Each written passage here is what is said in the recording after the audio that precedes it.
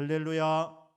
아멘. 삼부 예배를 드리시는 모든 분들에게 말씀을 통해서 주님의 큰 은혜와 위로가 임하기를 주 예수님의 이름으로 축복합니다. 아멘. 본문 말씀이 선포되는 시기에 대하여 학개서 1장 1절은 이렇게 기록하고 있습니다. 다리오 왕 제2년 여섯째 달 곧 그 달 초하루라고 말합니다. 이 성경에 나와 있는 유대인 원력은 우리 시간에 석 달을 보태면 됩니다. 그렇기 때문에 이 시기는 다리오 왕이 통치하는 페르시아 왕 다리오 제2년 기원전 520년입니다. 기원전 520년 9월 1일 날에 학개 선지자에게 임한 말씀입니다. 유다는 하나님께 불순종함으로 말미암아 바벨론에 의하여서 나라가 망하게 되었습니다. 1차, 2차, 3차 포로로 잡혀가게 되는데 3차 포로로 잡혀가는 시기가 바로 유다가 멸망하는 날이었습니다. 그때가 기원전 586년입니다. 나라가 망하고 바벨론이 온 세상을 지배하는 그런 패권 국가가 되었는데 이 바벨론의 마지막 왕이 벨사살 왕입니다. 선한 정치를 하지 못했습니다. 주지 육림에 빠졌던 왕이었습니다. 백성들은 도탄에 빠졌습니다. 고레스라는 사람이 군대를 이끌고 왔을 때에 그 바벨론 성을 지키던 그 군인들이 문을 다 열어주었고 백성들이 다 협조를 해주었습니다. 그리하여 바벨론이 멸망을 당하고 페르시아 시대가 열려지게 되었습니다. 이 페르시아 시대의 초대왕 이 고레스 왕은 소수 민족들의 도움을 많이 받았기 때문에 그들에게 혜택을 베풉니다. 유대 민족도 그때 큰 혜택을 받게 되는데 고레스 왕이 조서를 내립니다. 유대 백성들이 고향으로 돌아갈 수 있다고 말하는 겁니다. 그리고 너희들이 고향으로 돌아가거든 예루살렘에서 성전을 재건해라. 성전 재건해도 좋다는 이런 명령을 받게 됩니다. 그때가 기원전 538년입니다. 2년이 지나서 기원전 536년에 총독 스룹바벨과 대제사장 여호수아와 수많은 사람들이 함께 바벨론에서 페르시아에서 이제 예루살렘으로 돌아오게 됩니다. 그때 숫자가 약 5만 명에 이르게 됩니다. 그들이 돌아와서 고레스 왕의 명령대로 성전을 재건하는데 성전을 재건하다 보니까 어려움이 오게 되었습니다. 방해가 있었고 경제적인 어려움도 있었습니다. 성전 재건을 포기하게 됩니다. 그래서 3절에 보면 4절에 이 성전이 황폐하였거늘 너희가 이때에 황폐한 집에 거주한 것이 옳으냐. 14년 동안 성전을 재건하다가 그만두고 방치했습니다. 그래서 성전이 황폐한 상태로 14년이 지나가고 있었습니다. 그때에 이 학개 선지자가 일어나서 4번의 설교를 하는데 이게 바로 학개서입니다. 첫 번째 설교의 내용이 오늘 우리가 읽었던 1장 1절부터 이제 11절까지 나와 있는 내용입니다. 1장 1절에서 6절까지와 7절에서 11절까지 두 번 비슷한 내용이 반복되고 있습니다.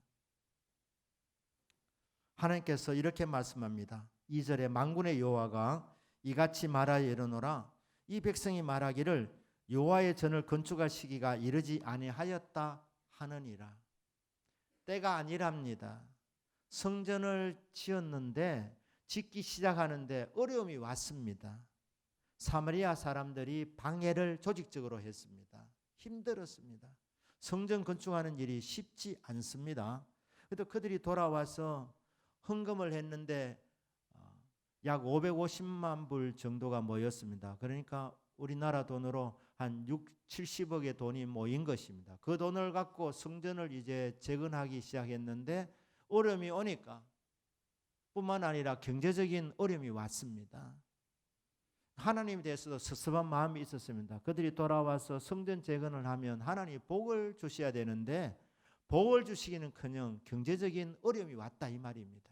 그러니 우린 돈도 없다. 하나님도 안 도와주신다.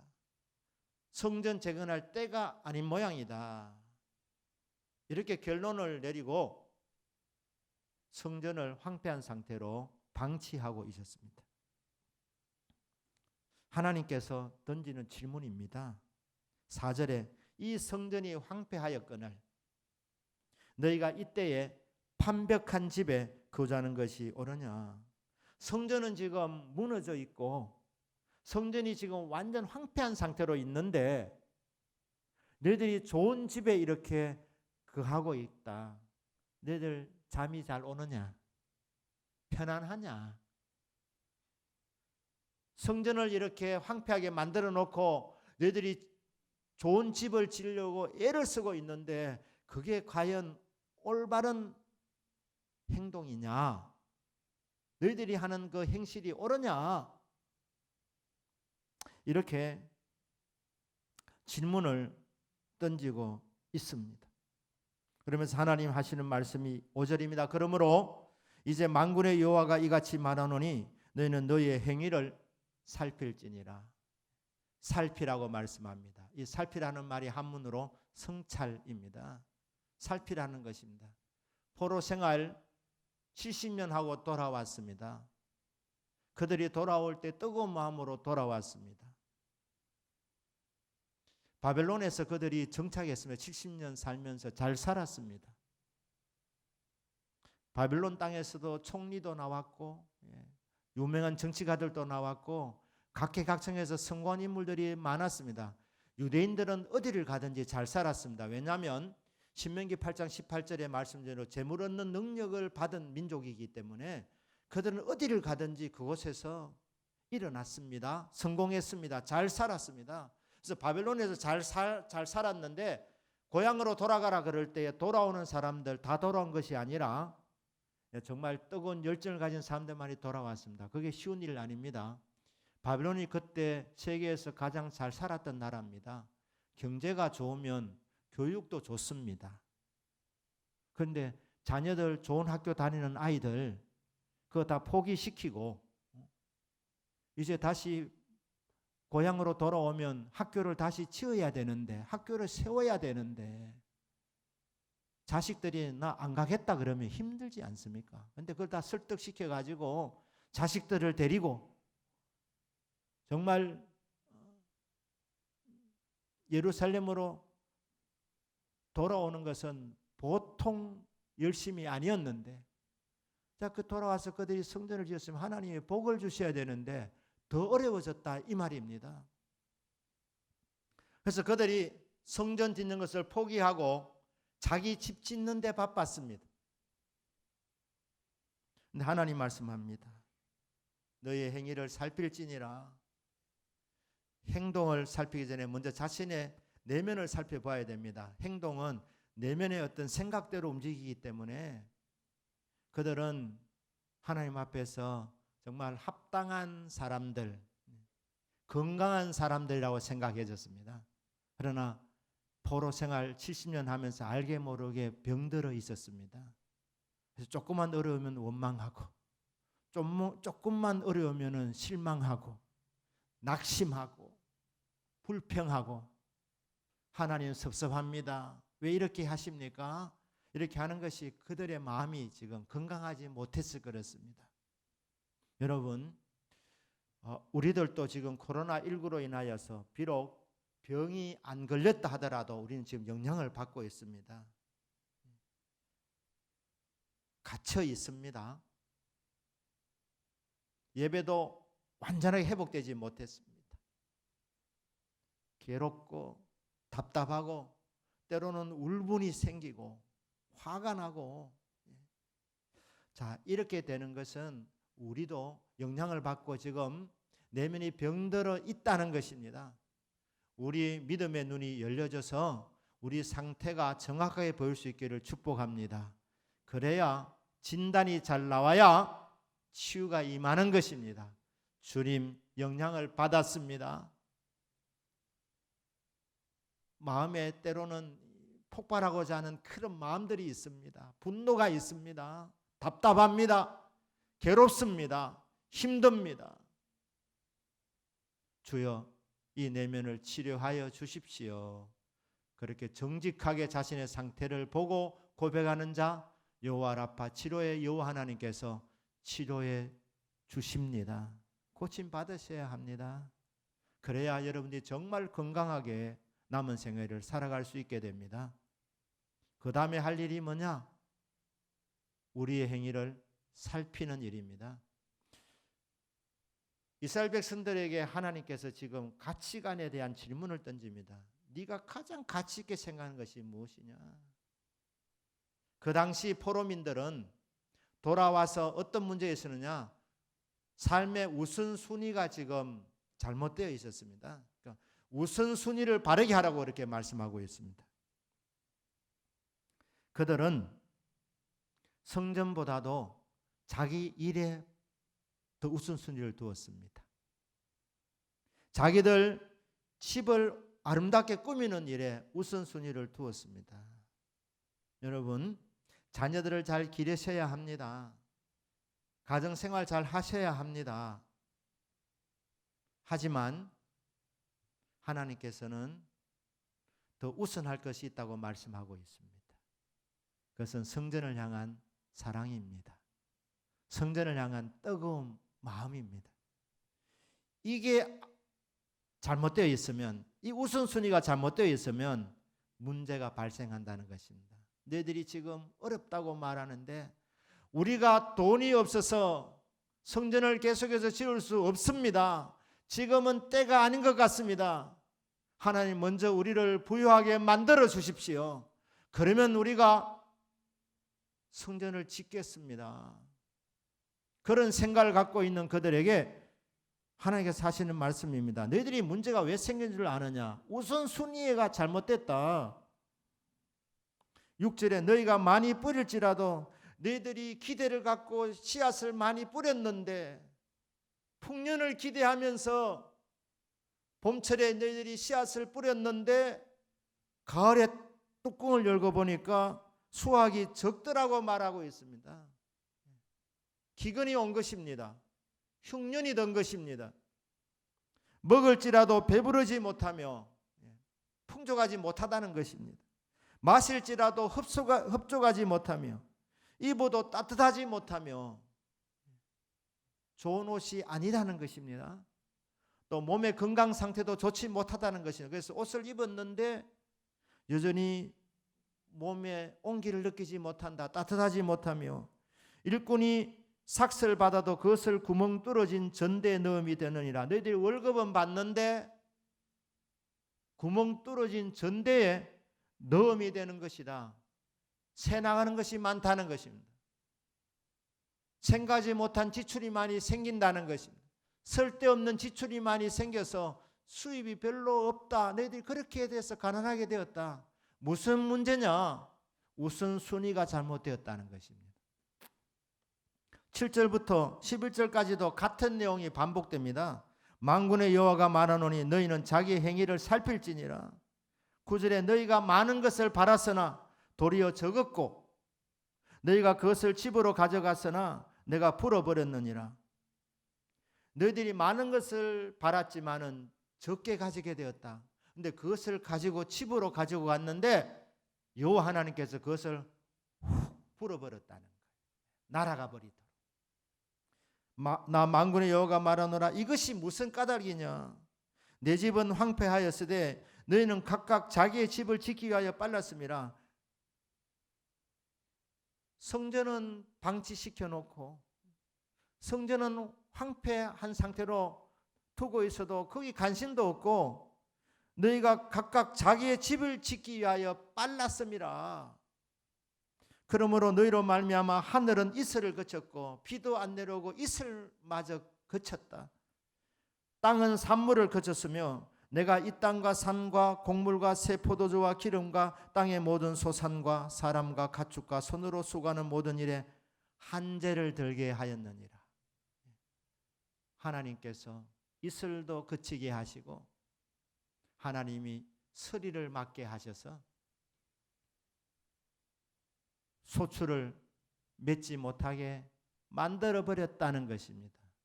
그 까닭은 내 집은 황폐하였으되 너희는 각각 자기의 집을 지키기 위하여 빨랐기 때문이다. 우선순위가 잘못되어 있다. 너희들이 지금 어려운 줄 내가 안다. 경제적으로 어려운 줄 안다. 너희들이 몸도 마음도 지금 많이 지친 상태인 줄 안다. 하지만 성전을 건축하라는 거죠. 8절에 너희는 산에 올라가서 나무를 가져다가 성전을 건축하라. 너희들은 아직 때가 이르지 않았다 말하는데 아니다. 그것은 핑계다. 합리하지 말고 성전을 먼저 지으라고 말하고 있습니다. 우선순위를 성전 짓는데 두어보라고 이렇게 말씀하고 있습니다. 그래서 성전 재건해야 될 이유에 대해서 몇 가지 말씀을 주십니다. 그것이 학개서 2장에 나와 있는데 2장 8절 말씀입니다.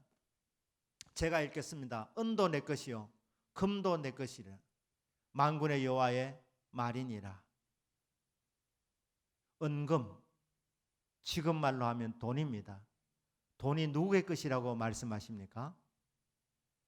돈은 만군의 여호와께서 내 것이라고 말씀합니다. 여러분 지갑에 있는 돈이 누구의 것입니까? 하나님의 것입니다. 그런데 왜 내 지갑에 있지요? 하나님이 맡겨주신 겁니다. 우리는 청지기이고 주인은 여호와 하나님이십니다. 그렇기 때문에 주님 것이기 때문에 잘 쓰셔야 합니다. 하나님 말씀입니다. 은도 내 것이고 금도 내 것이다. 물질의 주인이 누구냐? 물질은 주님의 것입니다. 하나님의 것입니다.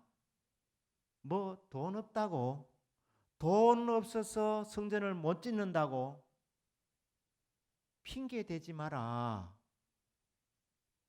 돈은 내가 갖고 있다. 필요하면 준다고 말씀하고 있습니다.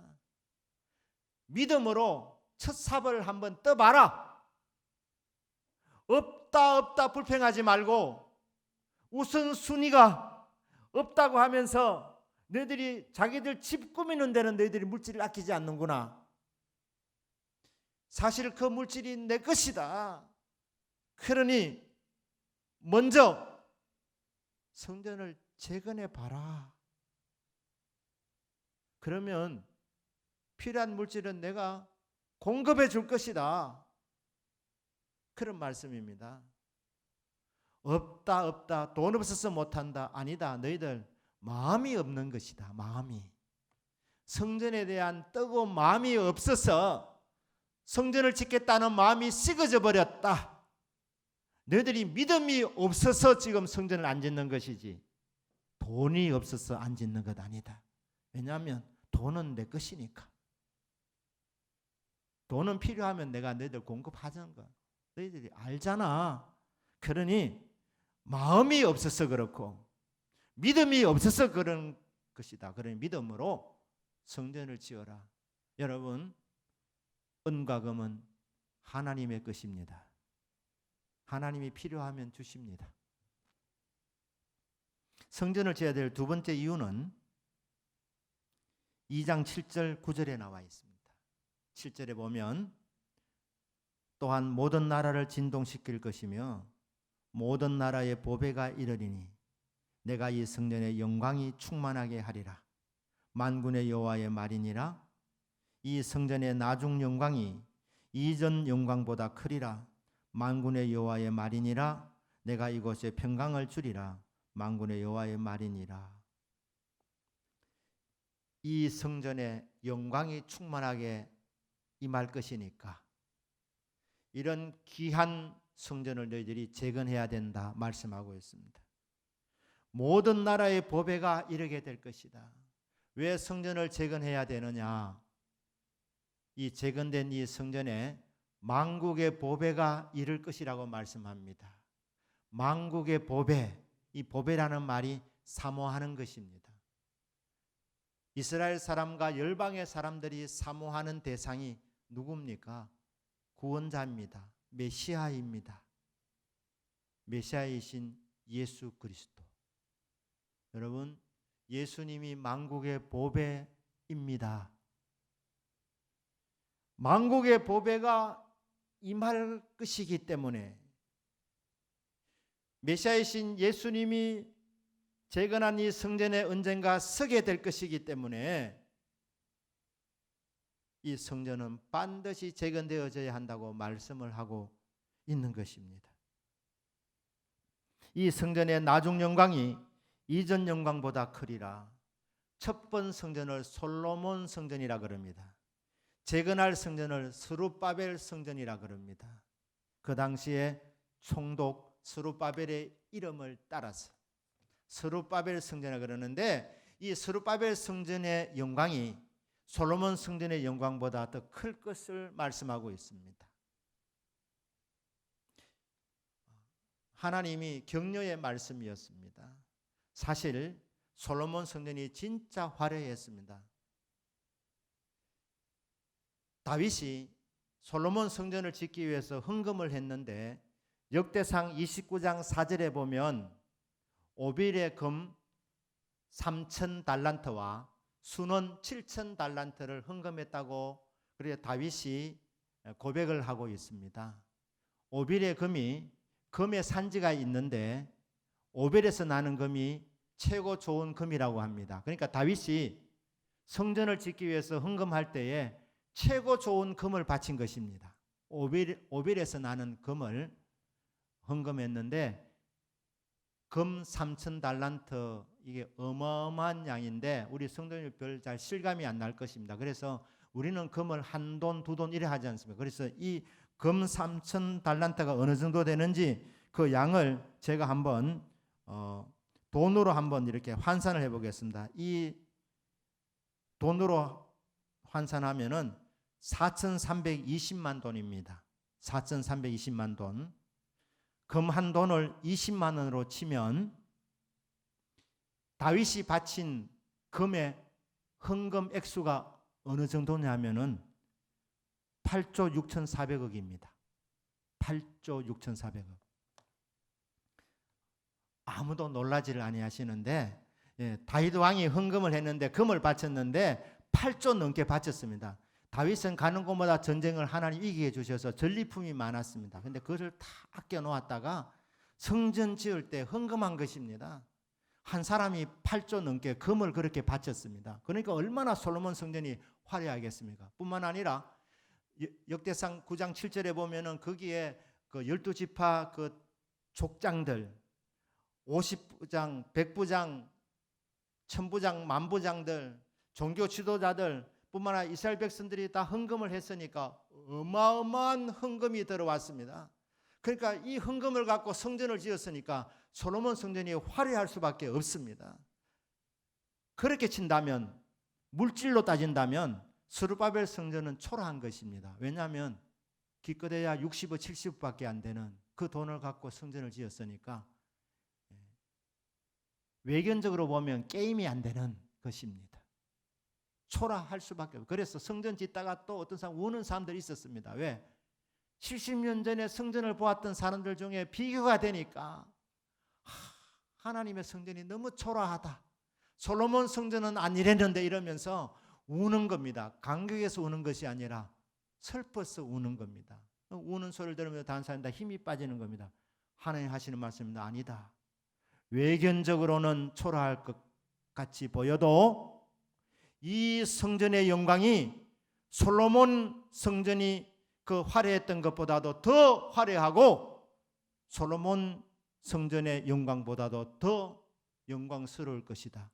왜 그렇습니까? 그곳에 만국의 보배 예수님이 임하기 때문에. 믿습니까?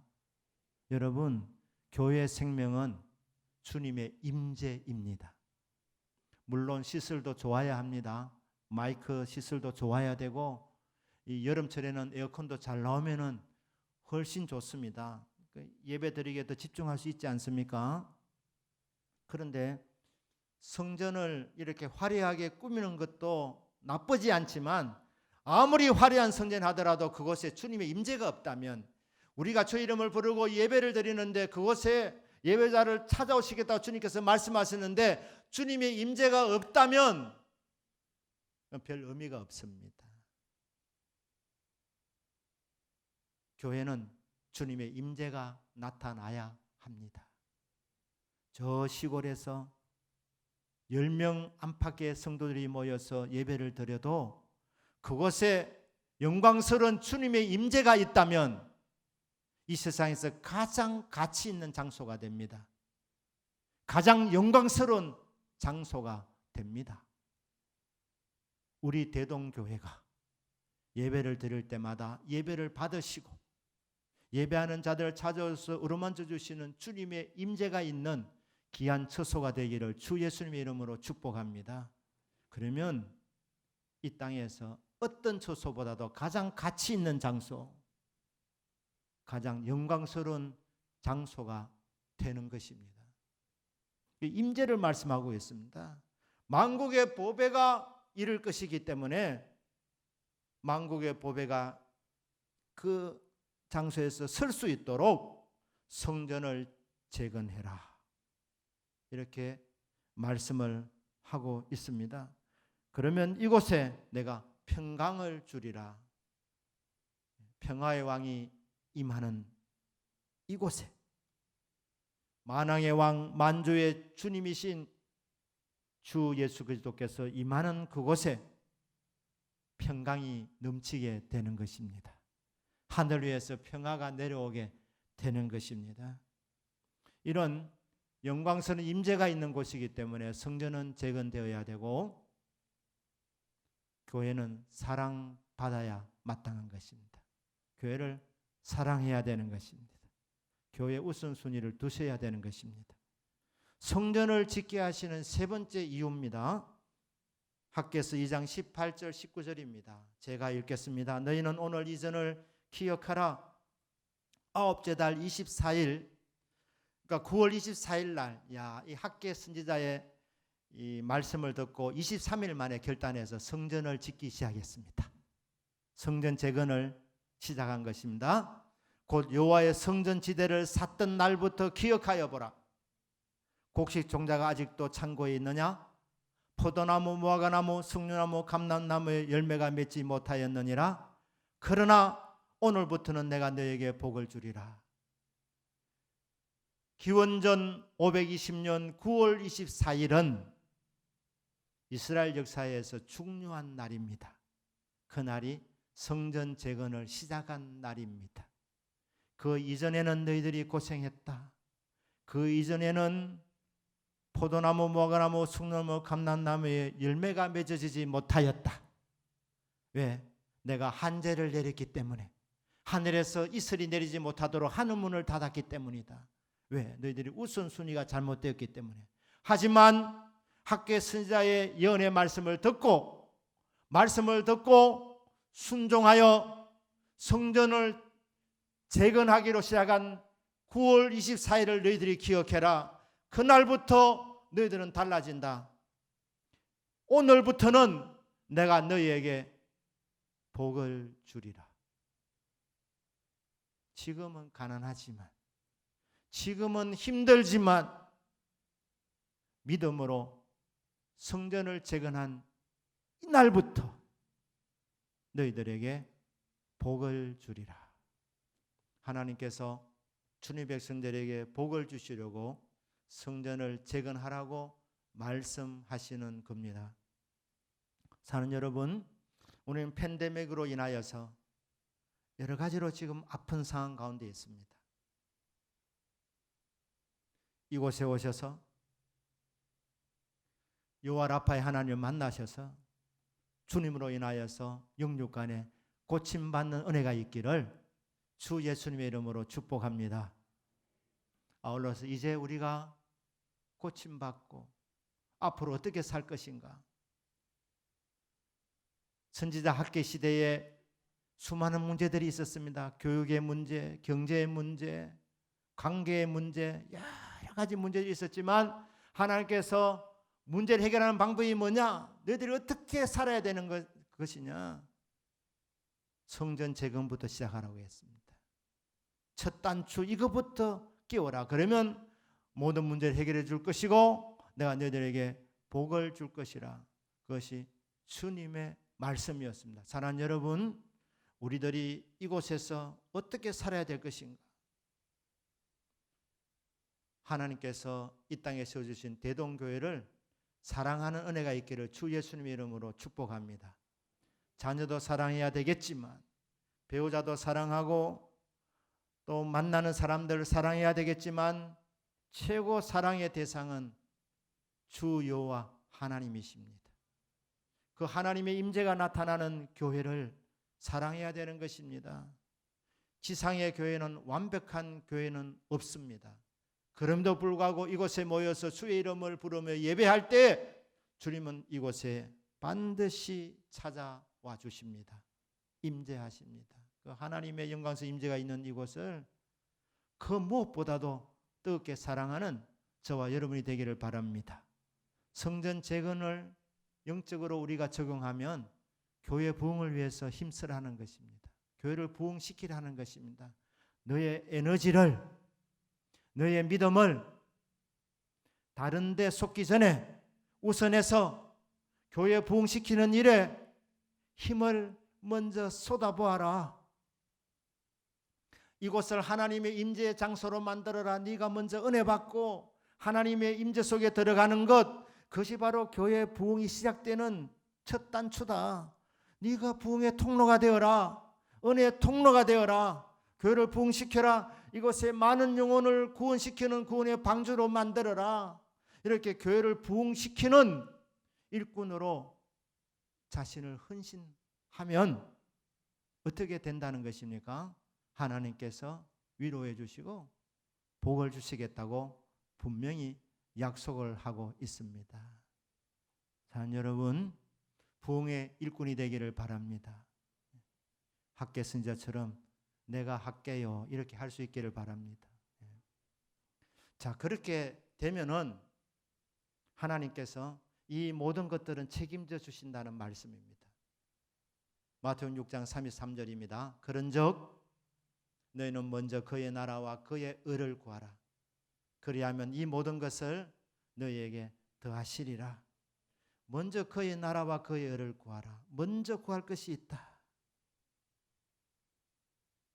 주님의 교회를 먼저 사랑하고 주님의 교회를 부흥하는 장소로 만들어라. 영광스러운 주의 임재가 나타나는 처소로 만들어라. 그리하면 이 모든 것은 먹고 마시는 경제 문제도 포함되어져 있습니다. 경제 문제, 자녀 양육 문제, 사업을 하는 문제, 살아가는 큰 모든 문제, 이 모든 것을 너에게 더하시리라. 무엇을 먹어야 하고 무엇을 마셔야 하고 무엇을 입어야 할지 고민하지 마라. 그 필요를 내가 더 잘 알고 있다. 나는 이 모든 것을 공급하는 공급자다. 은도 내 것이고 금도 내 것이다. 믿고 먼저 그의 나라와 의를 구해라. 그리하면 이 모든 것을 너에게 더하시리라. 이 말씀이 이루어지는 삶이 되도록 교회를 뜨겁게 사랑하는, 교회를 누구보다도 가장 먼저 사랑하는 저와 여러분의 믿음이 되시기를 주 예수님의 이름으로 축복합니다. 아멘. 기도하겠습니다.